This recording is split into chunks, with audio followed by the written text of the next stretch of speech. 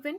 अभी आज ही दोपहर में एमपी सिविल जज की वैकेंसी का एडवर्टीजमेंट आया है और उससे रिलेटेड अभी मैंने आपके साथ में वीडियो भी शेयर किया था। वहां मैंने आपको इन्फॉर्मेशन दी कि कितनी सीट्स हैं और कैसे फॉर्म भरना है और क्या डेट है।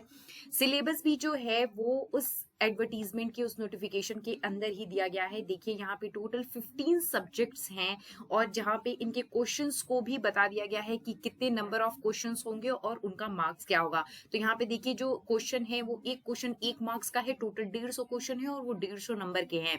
यहाँ पे ये सब्जेक्टों की लिस्ट दी हुई है। जो इंग्लिश मीडियम के स्टूडेंट्स के हैं उनको मैं बता देती हूँ कि यहाँ पे देखिए जो सब्जेक्ट्स हैं वो है constitution, CPC, TPA, contract act, SRA, limitation act, MP accommodation control act है।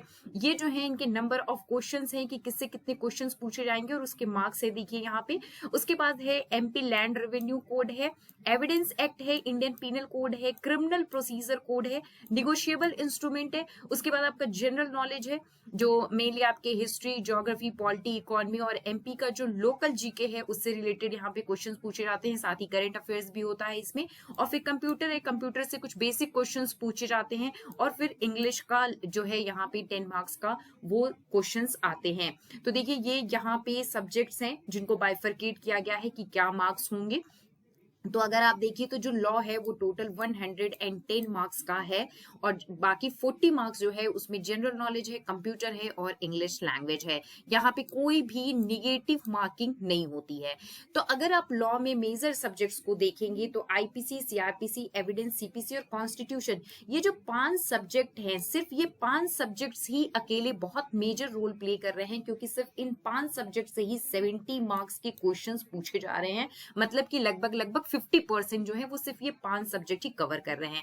लेकिन इसका मतलब ये नहीं है कि जो minor laws, SRA, negotiable instrument या लोकल लॉ दिया है वो आप पढ़ के नहीं जाएंगे, आपको वो भी पढ़ के जाना है अच्छे से। और साथ ही साथ ये वाला 40 मार्क्स का जो पार्ट है, जनरल नॉलेज, कंप्यूटर और इंग्लिश वाला पार्ट, आपको इस पे भी इक्वली फोकस करना होगा एग्जाम में अच्छे मार्क्स स्कोर करने के लिए।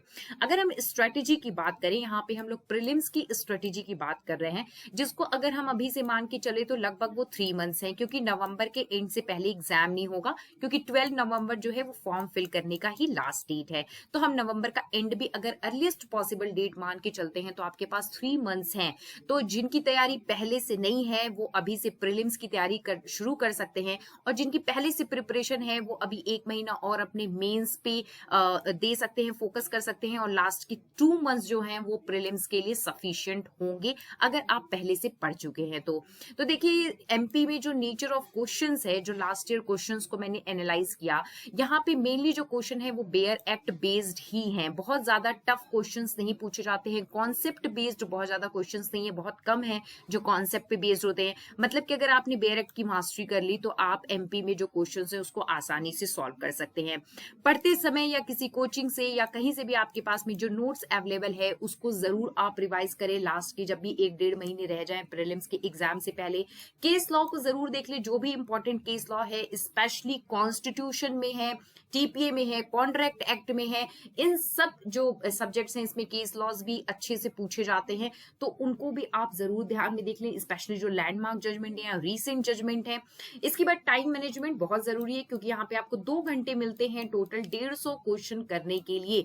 तो आप जरूर प्रैक्टिस करके जाएं अपना टाइम मैनेजमेंट, पहले ही घर पे ही उसको ज्यादा से ज्यादा प्रैक्टिस करें और प्रैक्टिस करने के लिए जरूरी है कि आप ज्यादा से ज्यादा एमसीक्यूज को सॉल्व करें।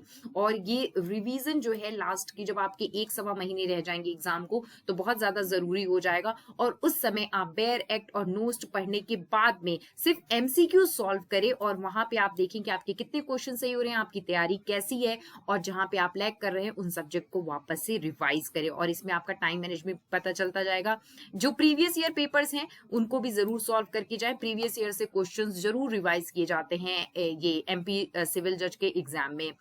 इसके बाद आ जाइए कट ऑफ की बात कर लेते हैं। तो देखिए 2019 का कट ऑफ जो हम यहाँ पे बात करेंगे तो यहाँ पे जो सीट्स होती हैं उसके 10 टाइम्स यहाँ पे लिया जाता है प्रीलिम्स में मेंस एग्जामिनेशन के लिए।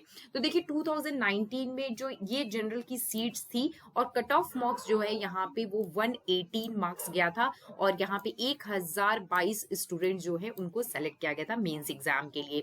ओबीसी की सीट 27 थी और इनका कट ऑफ गया था 113, ये इनके नंबर ऑफ स्टूडेंट्स थे जो क्वालिफाइड किए हैं। और एससी की 94 कट ऑफ गई थी और एसटी की 82।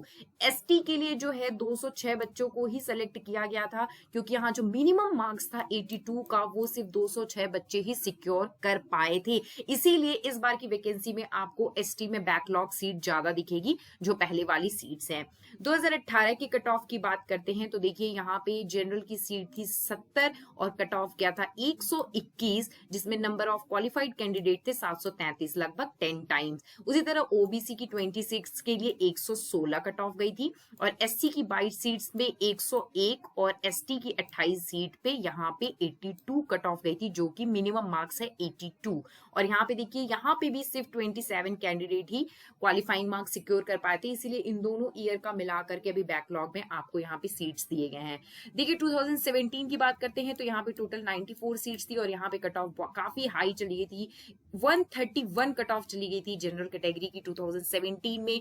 ओबीसी की 128 गई थी, एससी की 116 और एसटी की 92 कट ऑफ गई थी। तो इस ईयर का आपको कट ऑफ बता पाना तो बहुत ही मुश्किल है, क्योंकि जब तक पेपर नहीं देखा जा सकता है तब तक कट ऑफ पता लगाना बहुत मुश्किल है। लेकिन हाँ, जनरल के लिए यहाँ पे सीट्स जो है वो लगभग 100 के करीब हैं और 1000 के करीब बच्चे जो हैं यहाँ प्रीलिम्स में सेलेक्ट होंगे। तो इन 3 ईयर्स का आपको कट ऑफ देख करके आइडिया तो लग ही जाएगा कि आप 125 प्लस 120 से 125 प्लस अगर यहाँ पे नंबर का टारगेट लेके चलते हैं तो आप काफी सेफ साइड में रहेंगे। तो कट ऑफ तो अभी मैं बिल्कुल कोई प्रिडिक्ट नहीं कर रही हूँ क्योंकि पेपर नहीं देखा गया है, लेकिन हाँ आप अपनी प्रिपरेशन करिए, वो 125 प्लस मार्क्स के लिए ही अपनी प्रिपरेशन करिए। हम यहाँ पे लास्ट ईयर के जो क्वेश्चंस पेपर हैं उसको भी जल्दी डिस्कस करेंगे, तो आपको क्वेश्चन का भी आइडिया लग जाएगा कि कैसे क्वेश्चंस पूछे जाते हैं। Thank you.